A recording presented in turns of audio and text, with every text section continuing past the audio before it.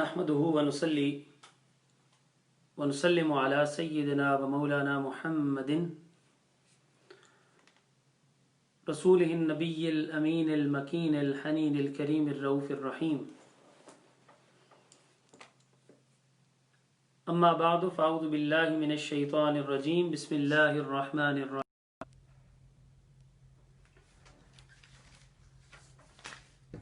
قال الله تبارك وتعالى في القرآن المجيد: أعوذ بالله من الشيطان الرجيم. بسم الله الرحمن الرحيم. وسارعوا إلى مغفرة من ربكم وجنة عرضها السماوات والأرض أعدت للمتقين الذين ينفقون في السراء والضراء. صدق الله مولانا العلي العظيم وصدق رسوله النبي الكريم. مولاي صل وسلم دائما أبدا على حبيبك خير الخلق كلهم يا رب بالمصطفى بلغ مقاصدنا واغفر لنا ما مضى يا واسع الكرم. Respectable ladies and gentlemen, dear brothers and sisters, and all the viewers and listeners, Assalamu alaikum wa rahmatullahi wa barakatuh. Alhamdulillah tabaraka wa ta'ala, in the blessed month of Ramadan al-Mubarak, Alhamdulillah, we are having these discussions on the guidance given by Allah Almighty and His beloved Messenger sallallahu alaihi wasallam. The last discussion of our topic, that was that why Allah Almighty has mentioned and He has put the sifat and the quality of spending in the way of Allah Almighty. In fact, ينفقون في السراء والضراء, why Allah Almighty put this sifat of spending in the way of Allah Almighty before forgiveness and before controlling your anger and before all those matters. Why Allah Almighty discussed that? So the thing which we are discussing was that Allah Almighty has mentioned that because Allah Almighty wants us to have the concern with those who are deprived and who are in need in the society, those people who don't have the financial resources and they are not able to fulfill their needs. And at the end of the discussion, as I mentioned yesterday, that we are going to discuss some of the benefits and some of the merits and blessings of Sakhaa. Sakhaa means that generosity. What are the blessings of that? So we are going to start that the last discussion we have mentioned that Rasulullah ﷺ said that two things can never combine in the heart of a mu'min, and that is ash-shuh wal iman. Iman and the belief and the faith and stinginess. They can never be combined in one heart. Now we are going to relate another hadith with this hadith of Rasulullah ﷺ, and that is reported by Tirmizi. Imam Tirmizi reports that Rasulullah ﷺ said, "Khaslatani la yajtami'ani fi mu'minin." In the previous hadith it was mentioned that iman and stinginess can never be combined in the heart of one person. Whether he will be a mu'min and he have iman, and on the other side, if he is away from iman, so he is a stingy person, he is a miser person. So now Rasulullah ﷺ said there are two qualities, khaslatan, two qualities, la yajtami'ani fi mu'min. They can never be in the life of a mu'min, of a believer.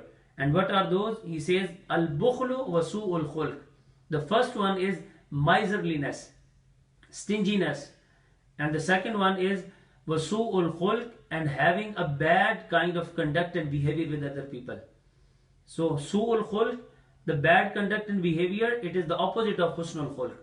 So Rasulullah ﷺ categorically mentioned that a mu'min can never be a bakhil, a miser person, a stingy person, and a mu'min can never become a person who has a bad conduct and behavior with other people. He can never be a person who has su'ul khulq, a bad khulq and bad akhlaq and bad conduct and behavior with other people. Now, su'ul khulq, there are so many things added in it, like a mu'min can never be a person who abuses the people. He use rough language and he is hard in his words, and he is taunting people and he is teasing people. He has the jealousy and enmity against the people in his heart. He is looking down towards the people and thinking that the people are lower than him. He looked towards the people in the form of hikara. He looked down towards the people and think that they are lower in the status. And then same like that, backbiting, having jealousy and hasad and inad in his heart. So these are all the qualities which are related to, these are all the characteristics, or you can say these are all the things which are related to the su'ul khulq. So Rasulullah said, a mu'min can never become a person who has a bad conducted behavior with all those sifat. And Rasulullah start with al-bukhl, he can never be a miser, and he can never be a stingy person. So we have the concept of iman, and we think that just by saying La ilaha illallah Muhammadur Rasulullah, just by performing some of the actions, by performing salat and doing the hajj and umrah and just doing these kinds of some actions, so we think that we are a mu'min. But Rasulullah has not related the iman with those things. These are definitely the actions which are related to iman. But after doing all those actions, if a person is bakhil and his heart is not open for other people, he do not feel the pain of other people, and he is not spending his rizq and inamat and the blessing upon the people, so definitely he will not get the blessings of Allah Almighty. He can never get the status of taqwa, he can never get the status of iman, and he will not be able to enter Jannah of Allah Almighty. Then there is another hadith. This is Rasulullah and this is reported by Imam Muhammad al-Baqir. Imam Muhammad al-Baqir, who is the grandson of Sayyidina Imam Hassan alayhi salam radiyallahu ta'ala anhu. Imam Muhammad al-Baqir, he mursalan reports, and he says that Rasulullah said, La yambaghi lil mu'min. It is not possible for a mu'min. It is not possible for a mu'min an yakuna bakhila, that he is a miser person. This is not possible that a mu'min is a miser person. A mu'min can never become a bakhil, and he can never be a bakhil. So Rasulullah in this hadith, he is saying that a mu'min can be anything, but he can never be a bakhil. If a person has bukhl in his heart and he is stingy, so Rasulullah said this is not appropriate for a mu'min. This is not possible for a mu'min to become a bakhil. And what bukhl is actually? Bukhl is not related to the wealth and property. Bukhl is not something that a person can only be a bakhil when he has so much wealth and property. Bukhl is not related to the mal. Bukhl is not related to the property and wealth. Bukhl is related to actually the nature of the person, the conduct and the behavior of the person, the fitrat of that person, the tabiyat and the mizaj of that person. So bukhl is related to the nature of that person. So how a person can be a bakhil, and why he is a bakhil? Because he has wealth and he don't want to spend it on others. This is bukhl. That you have resources, you have blessings of Allah Almighty, you have inamat of Allah Almighty, you have so many blessings for Allah Almighty, and your heart is not open, and your heart is not allow you, and your nature is not allowing you to spend that wealth on other people. So this is called bukhl. So this is not related to wealth. This is a person who has very less wealth, and he has very less resources and only the means to live his own life, but still he can become a sakhi if he is spending whatever he has in the way of Allah Almighty. It is not related to that how much you are spending. That's why Allah Almighty says, Yunfikuna fis sarra'i wad darra. The muttaqeen are those, the action of spending never stops in their life, whether they have less wealth or more wealth. And same the matter is with the bukhl and miserliness and stinginess, that a person can be a stingy whether he is a wealthy person, and a person can be a stingy whether he is not a wealthy person. Whatever he has, definitely the people have something in their life, some of the blessings of Allah Almighty, some kind of rizq in their life. So if they are bakhil in whatever they have, so if a person has something and he has some blessings of Allah Almighty in the form of money, property, wealth, and he is not spending in the way of Allah Almighty, that is bukhl. So if he has and he is not spending, then how he is going to spend when he don't have the resources and enough financial, you can say, means, how he's going to spend in the way of Allah Almighty. Then, every one of us, the mu'mineen, we have the faith and we have the belief and we are doing everything and every action. We are performing salat and all kinds of action. In the month of Ramadan, we are fasting. We are doing all the things to get into Jannah. We want to enter the Jannah. We want to get the paradise. And the name of Allah Almighty in the form of successful on the day, success in the day of on the day of judgment, in the form of entrance in Jannah. But see what you can say, what kind of words Allah Almighty has revealed upon Rasulullah sallallahu alaihi wasallam, and Rasulullah sallallahu alaihi wasallam is given us the categorical and clear message. Rasulullah sallallahu alaihi wasallam said, this is the hadith mentioned in Kanzul Ummal, and also Imam Ghazali reports in Ihya Ulumuddin. Rasulullah sallallahu alaihi wasallam said, Halaf Allahu ta'ala bi'izzatihi wa azamatihi wa jalalihi. Allah has taken the half, Allah has taken the oath. Allah says that by my majesty and by my greatness and by my jalal and my glory. So Allah Almighty is taking the oath of His izzat, His jalal and His azama. What are the words are? Allah Almighty says, La yadkhulul jannata shahihun wala bakhilun. Rasulullah said that Allah has taken the oath and He has taken the qasam of His izzat, His azamat and His jalal, that no shahih, no stingy person, wala bakhil, and no miser person is able to enter the Jannah of Allah Almighty. Who is the one who is the owner of the Jannah? That is Allah Almighty. Who is the creator of Jannah? Allah Almighty. And Allah Almighty has taken the oath that no shahih, no stingy person is going to enter Jannah. No bakhil is going to enter Jannah. So if a person is spending his life, he's spending his days and nights of his life, and he is doing some kinds of amal and action, and he thinks that by doing just those actions he will able to enter the Jannah. And on the other side he is bakhil, he has bukhl in his heart, he is miser person, he is not spending the resources and rizq which Allah Almighty has given to him upon other people, and his heart is not open for other people. He don't feel the pain of other people. So Rasulullah said that Allah has taken the oath and Allah has taken the qasam that he will never enter the Jannah, the person who is shahi and who is bakhil. And see, there are so many people who are performing the Umrah every year, who are going for the Hajj, the Nafli Hajj. After performing the Farz Hajj, they are doing the Nafli Hajj, Nafli Umrah. So they are spending so much wealth over there, and they think that by just doing the Hajj and by just doing the Umrah and some acts of worship, so they will enter the Jannah. So they are doing the tawaf of the house of Allah Almighty, and the owner of that house, Allah Almighty, He is declaring that no shahi and no bakhil will enter the Jannah. So Allah Almighty has related the entrance of Jannah with sakhaa and generosity. And now, someone can think that why Allah Almighty is discouraging all that matters of shuh and bukhl, miserliness and stinginess. Why Allah? What is the reason behind that, and how a person become a stingy person? So the actual fact is that behind that bukhl and behind that stinginess, there is something that is called hirs. That is called the lust. That is called the greed. The greed, the hirs, and the lust of the wealth. That is something which is stopping a person, and it is not allowing a person to spend his wealth upon others. The hirs is actually behind it.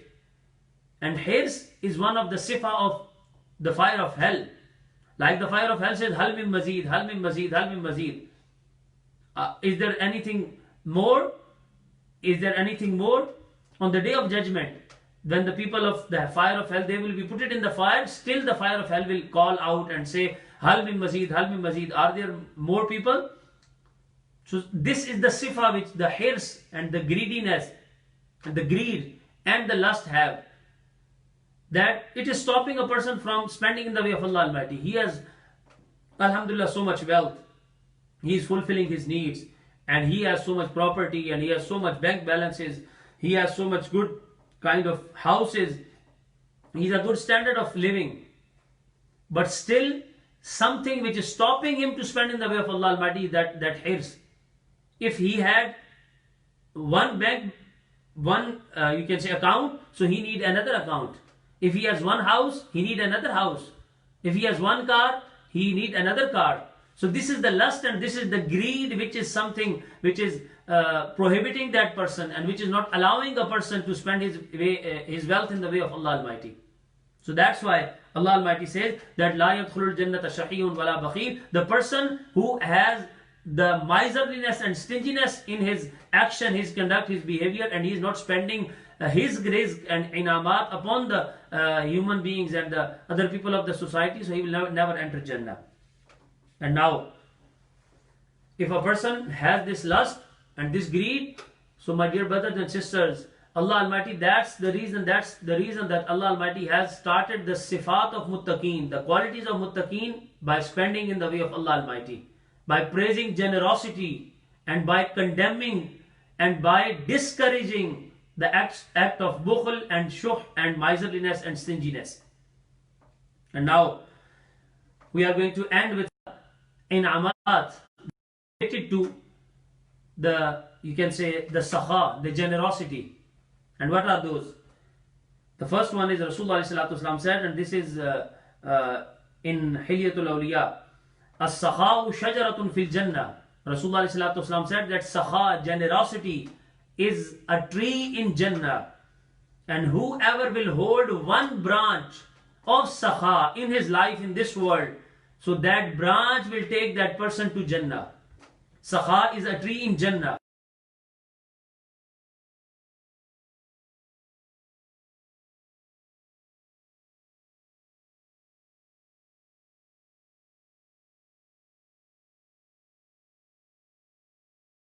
Allah Almighty says, Rasulullah said that sakha and that generosity will take that person to Jannah. And on the other side, Rasulullah said, Al-Bukhlu shajaratun fin nar. And on the other side, stinginess and miserliness and bukhl, that is also one of the tree in the fire of hell. And whoever hold one branch in his life of bukhl, so that bukhl will take him to the fire of hell. So see, if a person in his life, he stick to sakha and generosity, so that sakha will take him to Jannah. And a person, if he stick to the bukhl, so that bukhl will take him to the fire of hell. So these are the characteristics of the sakha and generosity. And the human beings of a believer, characteristics of a believer, that he will be a generous person. And then Rasulullah said, there are two qualities and there are two sifat. Rasulullah said that Allah loved those sifat in a person. The first one, فَحُسْنُ الْخُلْقِ وَالسَّخَاء, good conduct and behavior, being kind to other, having a good character, good moral values, and husnul khulq and was-sakha and generosity. These are two qualities and two actions, or you can say two sifat, which are loved by Allah Almighty. And Rasulullah said there are two qualities which are hated by Allah Almighty. Allah hates two sifat and Allah loves two sifat. The sifat which are loved by Allah Almighty, husnul khulq and sakha, and those who are disliked by Allah Almighty, these are two. Rasulullah said su'ul khulq wal bukhl, having a bad conduct and behavior and having a bad moral character, and wal bukhl and miserliness. These are the two qualities which are hated by Allah Almighty. And then every one of us, we want to be those who get the goodness in this world and the life hereafter. So now the criteria, the standard given by Rasulullah said, Iza aradallahu bi'abdin khayran, if Allah Almighty intends and He has the intention to give a goodness to a person, and Allah Almighty wants to do something good with the person, and He has the intention to give a khair to the person. So Rasulullah said, Ista'malahu fi qada'i hawa'ij nas. So Allah Almighty used that person and his abilities and his skill and his wealth and his property and whatever he owns. Rasulullah said Allah used that person in fulfilling the needs of other person. See what a beautiful message this hadith contains, that if Allah intends to do something good with a person and Allah Almighty wants to do a khair with a person, so what is the a sign of that. So Allah Almighty, Rasulullah said, Allah Almighty use the abilities of that person and use that person, his wealth, his property, to fulfill the needs of other persons. So if someone's wealth and someone's abilities and someone, you can say, energies and someone's resources and means are being utilized to fulfill the needs of other, so that is a congratulation for him that Allah Almighty has the intention to do good with that person. So he become the beloved one of Allah Almighty. He get the nearness of Allah Almighty. So man iza aradallahu bi abdin khairan means when Allah Almighty want to give nearness to a person, when Allah Almighty want to give closeness to a person, when Allah Almighty want to love a person, upgrade his status. So it is upgraded and Allah Almighty start loving that person by giving him the tawfiq that he utilize all of his resources in the fulfillment of the needs of other people. And then, because this is the reflection of the sifat of Allah Almighty, He is the fulfiller of the needs of the person, and a person who is fulfilling the needs of other person, he is actually having the reflection of the sifat of Allah Almighty by fulfilling the needs of other person. And then, where hadith Rasulullah sallallahu alaihi wasallam was sitting and a Sahabi came to him and he says, Dullani ala amalin yadkhulni al jannah. Ya Rasulullah sallallahu alaihi wasallam, give me an advice and advise me an one amal and one action, that if I am stick to that action, that amal and that action will take me to Jannah. So Rasulullah sallallahu alaihi wasallam said that badlu ta'am, there are actions which will take you to Jannah directly, and there will be no, you can say, hurdle between you and Jannah, and there will be no path between you and Jannah. So what was that? Rasulullah sallallahu alaihi wasallam said badlu ta'am, feeding the other people, ifsha'us salam, propagating and promoting the salam, wa husnul kalam, and talking to other people in a good manner, having a, you can say, a beautiful speech and having a sweet words. So Rasulullah sallallahu alaihi wasallam mentioned three things. If a person start doing those three things, so he will be able to enter Jannah. These three actions will take a person to Jannah. The first one, badlu ta'am, whatever he has, share it with others. Right? We have discussed in the previous lecture the hadith Rasulullah sallallahu alaihi wasallam said the food of one person is enough for two, and the food of two is enough for four, and the food of four is enough for 8 people. So Rasulullah sallallahu alaihi wasallam said, feed other people. Feeding other, that is the action which will take a person to Jannah. Ifsha'u salam, promoting the peace by saying assalamu alaikum, definitely, and also by your action and by your amal, promote the peace. And the last thing Rasulullah sallallahu alaihi wasallam said, if you are not able to feed other people, you don't have so much resources, and you are not able to do any kind of other goodness with the people, wa husnul kalam, just talk to the people in a good way. So talking to the people in a good way, and husnul kalam, and a beautiful speech, and the words which soften the hearts of the other people, which relax the other people, which remove the burdens of other people, which remove the anxiety and tension and depression from other people, and your words which are making hope for other people, and people are getting hope from your words. So Rasulullah sallallahu alaihi wasallam said, any kalam which is beautiful, Rasulullah sallallahu alaihi wasallam said, that is the action which will take a person directly to the Jannah. And last thing I want to mention in today's lecture, Sayyid Aisha radiyallahu ta'ala anha, she said, and she reports that Rasulullah sallallahu alaihi wasallam said, Ma jabalallahu ta'ala waliyan lahu illa ala sakhaa wa husnul khulq. Now there is the history of Muslim Sufiya and Awliya and the Salihin, the friends of Allah Almighty, the righteous persons. So Rasulullah sallallahu alaihi wasallam said that, O Aisha, and this is reported by and narrated by Sayyid Aisha radiyallahu ta'ala anha, Ma jabalallahu ta'ala waliyan, Allah has not chosen a single person as his wali. Allah has not given a wilaya and his love and his friendship to any single person, illa ala sakhaa wa husnul khulq, that Allah Almighty has not given the wilayat to any person unless He has given two things to that person. The first one, as-sakhaa, generosity, and the second one, husnul khulq, having a good moral character, having a good relationing with other people, having a good conduct and behavior with other people. So from this hadith we can learn that there was no wali of Allah Almighty who get the wilayat of Allah Almighty without generosity and without spending his rizq and his blessings upon other people. And the second thing was having a good character and having a good behavior with other people. So we have been listening and we have been reading the stories of the awliya and the salihin, and whenever their name comes, so we show respect for their names. So the friends of Almighty, so according to the words of Rasulullah, no one can become a wali of Allah Almighty, no one can become a, you can say, a close friend of Allah Almighty, unless he is a sakhi, a generous person, and unless he have a good moral conduct and behavior in the form of husnul khulq. So may Allah enable us to be one of those who have generosity in their life, who have a good conduct and husnul khulq in their life, and may Allah protect us from shuh, the stinginess, the miserliness, and bukhl.